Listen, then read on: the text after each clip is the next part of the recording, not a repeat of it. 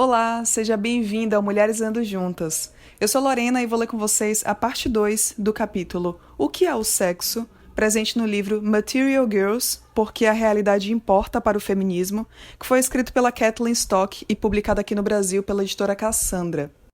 Antes de iniciar a leitura, eu gostaria de lembrar que existem várias formas de fortalecer o projeto. Você pode curtir, comentar o que achou dos episódios e, claro, compartilhar com suas amigas. Seu apoio financeiro é muito importante para mantermos todo o trabalho de gravação, edição, revisão e posts dos episódios. Então, se puder, apoie com qualquer valor no Pix mulhereslendojuntas@gmail.com ou no apoia.se/mulhereslendojuntas. Estamos no Instagram, TikTok, Spotify, YouTube e Orelo. Então não esquece de seguir, dar 5 estrelas e ativar as notificações para acompanhar as novidades. Agora sim, vamos para a leitura. Os sexos são socialmente construídos. Parte 1. Outra gigante intelectual no mundo da negação sexual é a filósofa estadunidense e professora de literatura comparada em Berkeley, Judith Butler. Principalmente pelos livros da década de 1990, Problemas de Gênero e Corpos que Importam, Butler exerceu enorme influência nos campos da teoria queer, dos estudos de gênero e dos estudos trans. Ela é citada infinitamente por transativistas modernos como tendo mostrado que o sexo biológico é uma construção social. Logo de cara, precisamos distinguir essa afirmação de outra, menos radical, com a qual pode ser facilmente confundida. Butler vai além da observação já conhecida de que as categorias de macho e fêmea, respectivamente, vêm acopladas a uma vasta carga de significados culturais e sociais, de expectativas e de normas contingentes relacionadas. Em algumas sociedades ocidentais, por exemplo, existe a expectativa cultural de que os machos sejam mais poderosos, ativos, barulhentos, agressivos, aventureiros e emocionalmente reprimidos, e assim por diante. É esperado que as fêmeas sejam mais atenciosas, submissas, reconciliadoras, emocionalmente abertas, domésticas e assim por diante. Até podemos discutir se alguns dos significados considerados socialmente produzidos são na verdade determinados pela biologia, mas temos que concordar que nem todos são, como evidenciado pela significativa variação entre culturas e períodos históricos.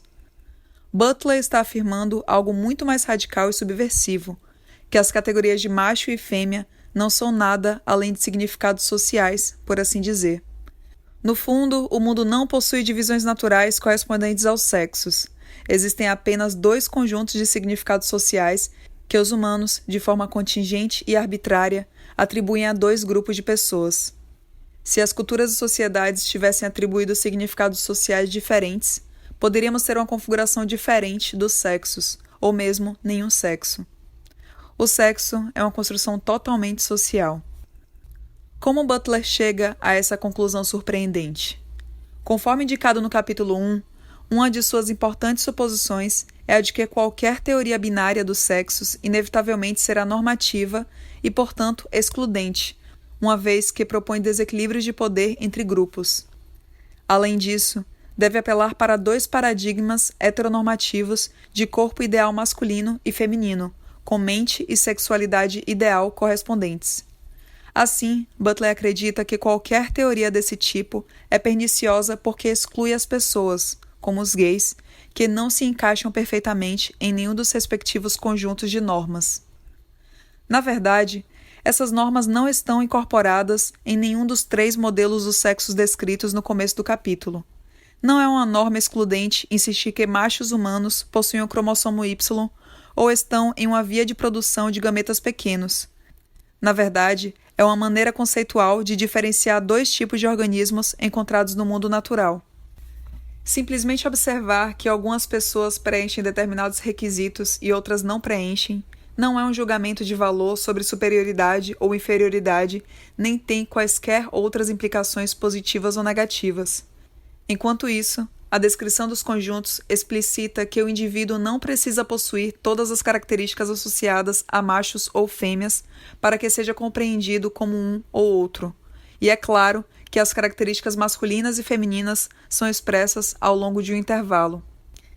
De novo, isso dificilmente pode ser considerado normativo em qualquer sentido que pressuponha ou envolva relações de poder perniciosas. Em todos os modelos que analisamos, também não há implicações sobre o valor da heterossexualidade ou outra orientação.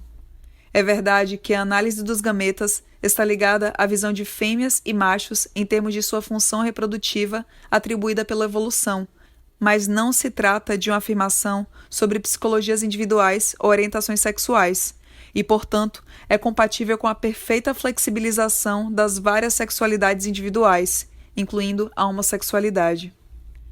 A conclusão de Butler está embutida em uma visão de mundo filosófica muito mais ampla, da qual não pode ser desvencilhada. Os compromissos intelectuais incluem a ideia delineada no capítulo 1 de que nada no mundo pode ser compreendido antes de ser designado na linguagem. A caracterização linguística não se refere à realidade prévia. Na verdade, é justamente o que produz ou constitui essa realidade. Assim como as línguas diferem em seus conceitos, as construções da realidade também apresentam variações socioculturais e históricas. A linguagem não reflete o que já está lá. Não existem formas ou tipos humanos pré-existentes cujas naturezas devem ser descobertas por análises filosóficas ou científicas. A própria biologia é apenas uma, abre aspas, aliança médico-legal emergente na Europa do século XIX que gerou ficções categoriais, ou seja, os dois sexos, que não poderiam ser antecipadas, fecha aspas. Conceitos como o eu, a natureza humana ou o corpo humano natural também são ficções cujos detalhes mudam para cada sociedade. Não há nada sob ou anterior à linguagem que garanta a referência linguística a algo externo. Para filósofos acadêmicos como eu, interessados em estabelecer conexões frutíferas entre a filosofia e a ciência atuante, e em fazer distinções com devida nuance entre o que é do mundo, descoberto pelos humanos, e o que é colocado pelos humanos no mundo, a visão de Butler parece adolescente, simplista e monótona. Resumindo, ela acha que tudo é colocado no mundo. No entanto, minha vasta experiência diz que, para alguns alunos e professores, sobretudo, preciso dizer, em campos que não a filosofia acadêmica, a visão de mundo de Butler é extremamente sedutora.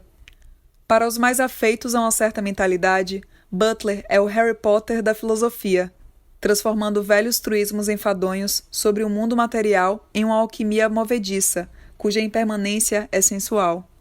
Esse efeito é intensificado pela famosa opacidade do estilo da prosa de Butler, que pode levar os leitores a pensarem que estão acessando verdades realmente profundas, e pelo fato de que é raro a autora explicar as consequências de sua visão, em geral ofertando frases evasivas que logo parecem ser anuladas por outras. Em uma mesma página, ela pode dar a entender que não existem corpos humanos anteriores às diversas construções socioculturais contingentes desses corpos, e também que, afinal de contas, sabe-se lá como a materialidade de fato existe. Desmascarar a visão geral de mundo construcionista social apresentada por Butler me afastaria muito da questão central desse livro. Além disso, outros já deram conta da empreitada. O que eu posso fazer é explicar, diretamente e com rigor, as consequências da visão de mundo de Butler de uma maneira que ela própria nunca faz, e que, sem dúvida, no mínimo, tentaria negar. Bem, o resultado da lógica da visão de mundo de Butler não é apenas que não existem dois sexos biológicos naturais, estáveis e já estabelecidos, mas também que não há fatos previamente estabelecidos sobre a seleção natural. Não há reprodução sexual. Não há elementos químicos ou espécies biológicas. Não há mudança climática, pelo menos não da maneira que costumamos entender a questão. Não há moléculas, átomos ou quarks. Não há vírus, nem bactérias, nem drogas eficazes ou placebos. Apontar oxigênio como causa da combustão não tem uma justificativa racional melhor do que falar sobre o conceito do século XVIII de flogisto, que se pensava residir em todas as substâncias inflamáveis e ser liberado à medida que queimava. Apontar os neurônios como origem de comportamentos não é nem mais nem menos preciso, em última análise, do que falar sobre os humores do corpo. O criacionismo não é uma teoria melhor ou pior do que o darwinismo. De fato, não há nenhuma verdade ahistórica ou não relativa, nem teoria científica ou representação exatas. Podem dizer, em resposta ao resumo anterior, que entendi errado, que, na verdade, ainda há alguma interpretação coerente, dentro do cenário criado por Butler, que permite afirmar que todas essas coisas de fato existem, enquanto também são entendidas como construções sociais e linguísticas. Nesse caso, ufa, que alívio! Podemos ter o sexo de volta também, por favor? As versões mais plausíveis do construcionismo social sobre a ciência não são céticas quanto à existência das coisas que concluem serem construções sociais. Como diz o filósofo Ian Hacking sobre aqueles que afirmam que os aviões são construções sociais, essas pessoas ainda esperam que os aviões cheguem ao seu destino e sabem que a ciência, a tecnologia e as corporações são essenciais para as viagens aéreas. Mas mesmo os principais construcionistas sociais que trabalham com ciência, como Bruno Latour e Steven Woolgar, dizem que não querem dizer que os fatos não existem ou que não existe algo como a realidade. O construcionismo social de Butler sobre sexo não é assim. Ao que tudo indica, ela supõe que desmascarou especificamente os conceitos de sexo binário. E, no entanto, Butler o faz em termos gerais que, pela lógica, estenderiam esse ceticismo implausível a qualquer agrupamento científico. Os sexos são socialmente construídos, parte 2. Butler publicou Problemas de Gênero em 1990. Ainda em 90, o historiador cultural Thomas Lecker publicou o influente Inventando o Sexo, Corpo e Gênero dos Gregos a Freud, em que argumenta que quase todas as afirmações sobre as diferenças entre os dois sexos são cultural e historicamente relativas, incluindo as nossas. Se for verdade, com certeza seria uma boa razão para negarmos a realidade histórica de dois sexos ou a precisão de qualquer um dos 3 modelos dos sexos que descrevi mais cedo. Por isso, vale a pena analisar a questão, até porque, aparentemente, a partir da leitura de Lecker, em 2019, a professora de Estudos de Gênero do Reino Unido, Sally Hines, publicou no Twitter que, antes do Iluminismo, o esqueleto feminino não existia. Em seu livro, Lecker argumenta que, antes do século XVIII, o mais comum era um modelo de sexo único, diferente do modelo dos dois sexos. As fêmeas eram conceituadas como imperfeitas, não passavam de versões ligeiramente diferentes dos machos e não um tipo fundamentalmente distinto de ser humano. As fronteiras entre macho e fêmea eram consideradas de grau, não de tipo.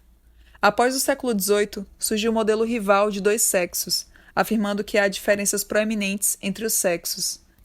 Mesmo assim, Lecker argumenta, abre aspas, não há representação correta de mulheres em relação a homens, e toda a ciência da diferença é, portanto, mal concebida, fecha aspas.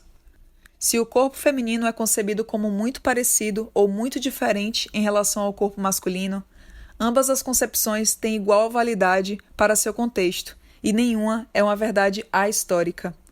De fato, Lecker veria as análises dos sexos baseadas em gametas, cromossomos e conjuntos, no máximo, como relativamente fiéis a um pensamento pós-iluminista, e, em última análise, não mais precisas que o modelo de sexo único dos tempos pré-iluministas.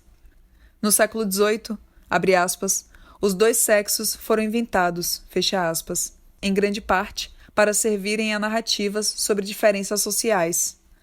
Lecker pensa que a ideia de dois sexos pré-dados se encaixava nas narrativas culturais dominantes da época, que favoreciam o natural por razões políticas e estratégicas, principalmente para sustentar as relações de poder desiguais entre dois grupos de pessoas, os poderosos, chamados de machos, e os menos poderosos, chamados de fêmeas. Como Butler, Lecker se lança numa dança delicada para se afastar das conclusões radicais, retornando a um terreno mais seguro e mais próximo do senso comum, às vezes na mesma página. Por exemplo, diz que não tem interesse em negar a realidade do sexo ou do dimorfismo sexual como processo evolutivo. Ao mesmo tempo, porém, ele fala que a ciência não apenas investiga, mas também constitui, ela mesma, a diferença entre a mulher e o homem. E fala da incoerência fundamental de categorias estáveis e fixas de dimorfismo sexual de macho e ou fêmea.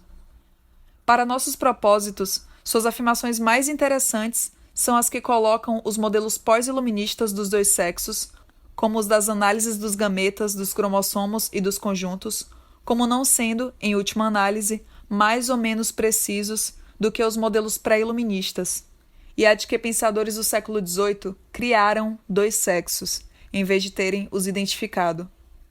A meu ver, Lecker não estabelece que o aumento, no século XVIII, da atenção científica aos dois sexos funcional e morfologicamente diferentes tenha sido uma invenção do nada, e sim, no máximo, uma ênfase útil e estratégica de fatos recém-descobertos, recém-interessantes, mas já existentes.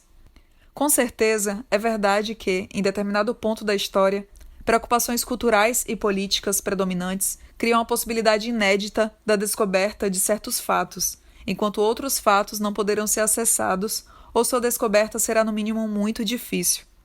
Por exemplo, parecendo disposto a usar a linguagem da descoberta, sem muitas restrições, pelo menos em alguns contextos, Lecker relata que o clitóris só foi descoberto como tal pelos anatomistas do Renascimento.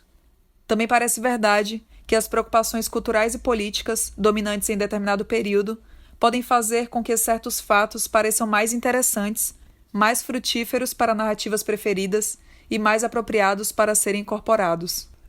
Talvez, então, seja verdade que, como diz Lecker no século XVIII, havia razões estratégicas e políticas para enfatizar a distinção das formas masculina e feminina. Mas tudo isso é compatível com a existência de diferenças previsíveis, observáveis e, em seu cerne, cientificamente explicáveis nos corpos humanos, e que existiam muito antes de os humanos começarem a notá-las, mostrar interesse por elas ou representá-las de diversas maneiras. E o esqueleto feminino? Lecker demonstra que isso não existia antes do Iluminismo? Não. O que ele mostra, no máximo, é que, quando o esqueleto feminino foi representado pela primeira vez como tal nos livros didáticos, em modelos e imagens do século XVIII, isto é, quando supostamente foi retratado pela primeira vez como uma forma obviamente diferente do esqueleto masculino, artistas e criadores de modelos foram influenciados por ideais estéticos de feminilidade e beleza canônicas, nas formas concretas que escolheram. Mas essa é uma afirmação sobre imagens humanas e não tem implicações sobre fatos anteriores relativos a esqueletos. Em vários pontos, Lecker revela sua própria formação filosófica, o que explica um pouco as conclusões radicais a que chega. Por exemplo, em certa altura, ele afirma que não podemos avaliar a precisão das teorias modernas dos sexos ou compará-las a teorias anteriores, porque, de fato, não há termos compartilhados e estáveis para nos referirmos ao que ambas as teorias têm em comum. Portanto, na prática, não há o que comparar.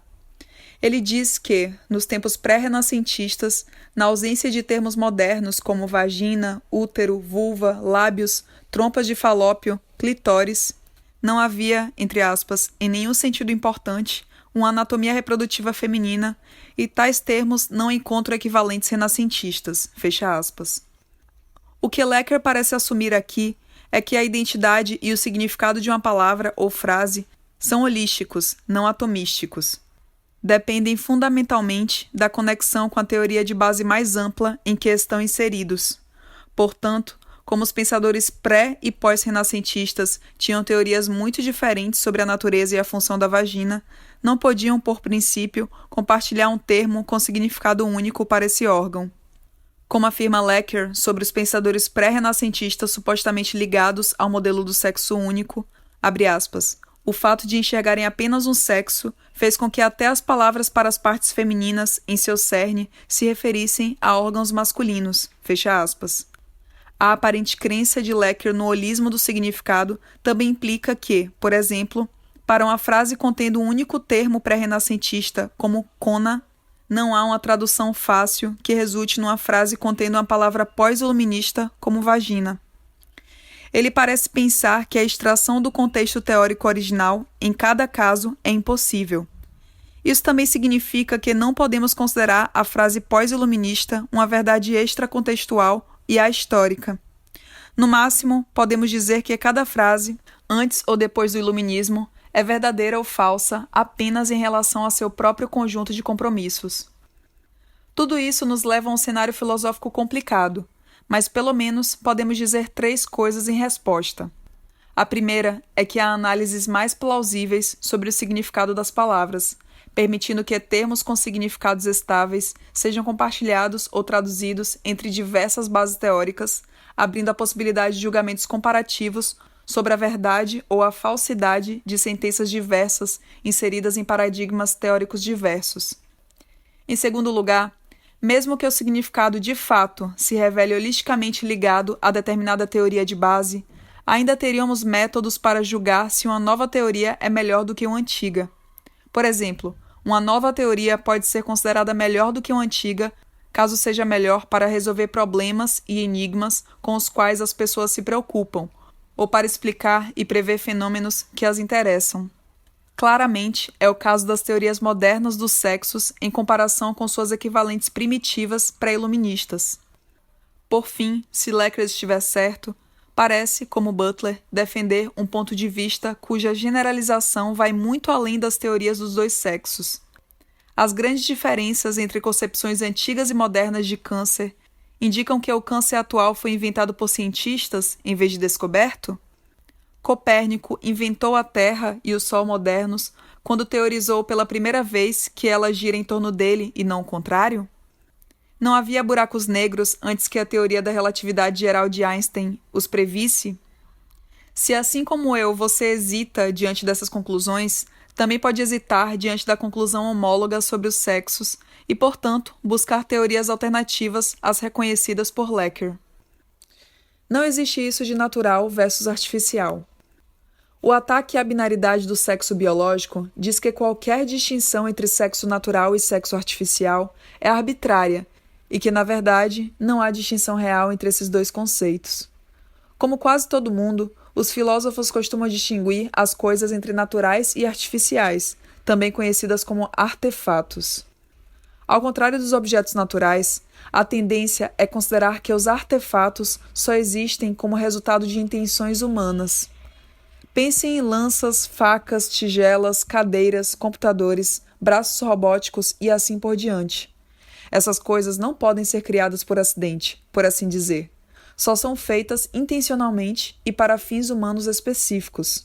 A produção de um artefato também costuma envolver modificação intencional de materiais naturais existentes, de modo que o produto resultante possua características que de outra forma não possuiria, como no ato de queimar argila ou esculpir pedra. Essas condições parecem diferenciar os artefatos dos produtos de processos naturais meramente iniciados por humanos, mas sem demais interferências. O cultivo de trigo germinado das sementes ou os bebês gerados a partir do sexo procriativo, por exemplo. Em certo sentido, a existência dos bebês também é resultado de intenções humanas, mas eles também poderiam ter sido produzidos acidentalmente, sem intenção deliberada. Muitos bebês são acidentais. E o produto resultante, em cada caso, não envolve nenhuma modificação intencional das características existentes. Alguns filósofos questionam essa distinção, apontam a existência de muitas entidades que, em certo sentido, parecem naturais, mas também envolvem manipulação intencional humana, o que altera significativamente o produto resultante. Portanto, embora sejam naturais, também parecem artefatos. Exemplos incluem uvas sem sementes, raças de cães, trigo geneticamente modificado, sistemas de circulação envolvendo corações artificiais e enxertos de pele. Como a acadêmica feminista Donna Haraway conclui em seu famoso ensaio Manifesto Ciborgue, abre aspas, as máquinas do final do século XX tornaram completamente ambígua a diferença entre natural e artificial, corpo e mente, autodesenvolvimento e design externo, além de muitas outras distinções que costumavam se aplicar a organismos e máquinas. Fecha aspas. Pensamentos semelhantes encorajaram alguns, incluindo a própria Haraway, a argumentar que não há distinção clara entre machos e fêmeas humanos. Injeções de estrogênio ou sua administração via oral podem produzir seios e gordura no quadril e reduzir a musculatura da parte superior do corpo. A testosterona pode aumentar o bíceps, fazer crescer barba e deixar a mandíbula mais quadrada. Dizem que a cirurgia de redesignação de sexo pode transformar uma vagina em um pênis e vice-versa. Algum desses pontos representam um problema para os modelos dos sexos que examinamos? A resposta curta é não. Às vezes, a retórica de acadêmicos influenciados por Haraway faz parecer que, hoje em dia, os humanos são como chihuahuas, uvas sem sementes ou espigas de trigo geneticamente modificadas. tão saturados de manipulação intencional em todos os estágios de desenvolvimento que é impossível diferenciar as partes naturais e artificiais do organismo. Mas isso não é verdade. Os seres humanos podem adicionar partes artificiais por vários meios médicos, mas ainda é possível estabelecer uma categorização coerente para as diferenças entre essas partes e as naturais. Basta pensarmos no que estaria ali caso os médicos não tivessem interferido. As partes naturais são todas autodesenvolvidas, como Haraway coloca, ou em outras palavras, endógenas, o que significa mais ou menos que são estabelecidas naturalmente no organismo, não colocadas artificialmente. Esses pontos não têm relação alguma com saúde ou doença. Aspectos corporais nocivos, como tumores, podem ser endógenos e naturais nesse sentido, assim como aspectos corporais artificiais podem ser saudáveis. Um anel vagina ou um neofalo construído por cirurgia pode ser saudável para o indivíduo que o possui por melhorar seu bem-estar, mas, como não se origina dentro do organismo sem ajuda, não conta como endógeno. Portanto, a distinção entre partes naturais e artificiais do corpo humano continua existindo. Na verdade, nenhuma das características citadas como essenciais ou relevantes para o pertencimento às categorias sexuais nas análises dos gametas, dos cromossomos ou dos conjuntos pode ser produzida artificialmente com tratamento hormonal, cirurgia e afins. Tanto a via produtora de gametas quanto a configuração cromossômica só podem ser endógenas, pelo menos no estado atual da tecnologia. Embora a tecnologia permita a seleção de espermatozoides e a edição de genomas, nenhuma das técnicas altera os cromossomos sexuais ou a via de desenvolvimento para a produção de gametas dentro de um único indivíduo humano contínuo. Segundo a análise dos conjuntos, as características específicas como relevantes para o pertencimento à categoria também são endógenas. Características sexuais primárias, presentes no útero e no nascimento, e características sexuais secundárias que emergem naturalmente na puberdade a partir de determinados gatilhos de desenvolvimento internos e naturais. Na realidade, também existem diferenças qualitativas significativas entre as características agregadas clinicamente no contexto da chamada cirurgia de redesignação de sexo e as características endógenas. Pênis e vaginas construídos por cirurgia têm aspecto e funcionamento distintos dos endógenos de várias maneiras. Os seios adquiridos por mulheres trans via tratamento hormonal, em média, são de tamanho muito modesto. Um estudo relatou mudanças que resultaram principalmente em uma medida de taça de sutiã menor do que se costuma comercializar. E, em geral, precisam de implantes de silicone para atingirem as proporções desejadas, o que torna os seios estrutural e funcionalmente diferentes dos endógenos. É verdade que o tratamento hormonal pode às vezes produzir características sexuais secundárias qualitativamente idênticas às do sexo oposto em determinado indivíduo, como a gordura do braço de mulheres trans, que após 12 meses é considerada quase igual à observada em mulheres. Mas, em outros casos, as mudanças desejadas tendem a ser aproximadas, mas não atingidas. Posso imaginar um crítico insistindo: mas por que só as características endógenas devem contar na classificação sexual natural? Isso não é arbitrário? A resposta é que não é arbitrário, já que fazer a distinção entre partes endógenas e artificiais de um corpo sexuado serve a vários propósitos explicativos legítimos de que não podemos prescindir. Examinarei alguns deles no próximo capítulo. Conclusão. Este capítulo não estabeleceu nenhum desafio real à ideia de dois sexos naturais previamente determinados. Há uma divisão natural dos seres humanos entre machos e fêmeas, e mais de 99% dos seres humanos se enquadram inequivocadamente em uma ou outra categoria, incluindo a maioria das pessoas com distúrbios de desenvolvimento sexual. Quando se trata de binarismos da natureza, a divisão sexual é uma das mais estáveis e previsíveis. Na grande maioria dos casos, o sexo não é atribuído no nascimento, e sim detectado, quase sempre via observação no nascimento, mas em alguns casos mais tarde.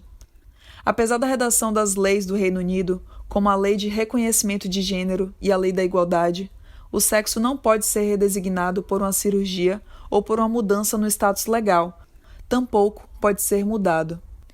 Ainda assim, alguém pode retrucar: e por que essa distinção importa? Afinal, há muitas distinções inúteis que podemos fazer entre as coisas. Poderíamos, por exemplo, dividir todos os gramados em dois tipos: aqueles que têm mais de 1 milhão de folhas de grama e aqueles que não têm. Seria incrivelmente chato. Então, por que é importante reconhecermos a distinção entre o sexo masculino e o feminino? Por que isso nos convém? A verdade é que não temos como abrir mão dessa distinção.